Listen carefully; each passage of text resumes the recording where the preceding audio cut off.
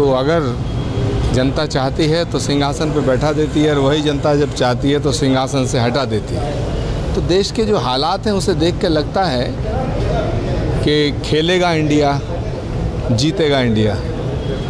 जिस तरह से कर्नाटक में पिछले दिनों इंडिया बनाया गया है, तो क्या लग रहा है सर कि यहाँ की जो जनता ने एक पैगाम दिया है पिछले इलेक्शन में, क्या वो पूरे देश के लिए है? कर्नाटक में कांग्रेस की जो जीत है ये पूरे देश के लिए बहुत शुभ संकेत है। तो कोशिश करेंगे हम लोग सब मिल के लड़ाई लड़ने की, इस देश की जनता के हकों की, सच्चाई की, क्योंकि ऐसा लगता है कि देश की जनता ने जिन उम्मीदों के साथ, जिस भरोसे के साथ नरेंद्र मोदी जी को देश सौंपा था, बीजेपी की सरकार उन उम्मीदों पर खरी नहीं उतरी है, और देश के अंदर एक अजीब सा माहौल बन गया है।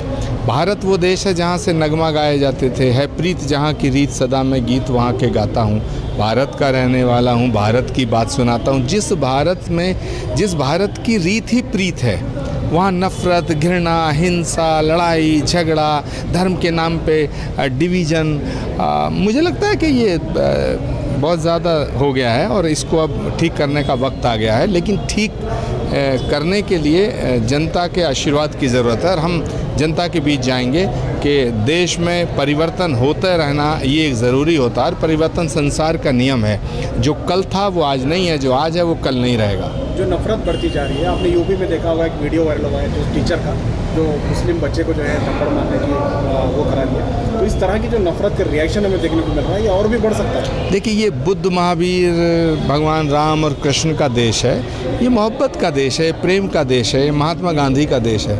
किसी भी हिस्से में किसी भी बात को लेकर अगर हिंसा होती है, घृणा फैलती है, नफरत होती है, मैं उसे अच्छा नहीं मानता, मैं उसे कंडेम करता हूँ।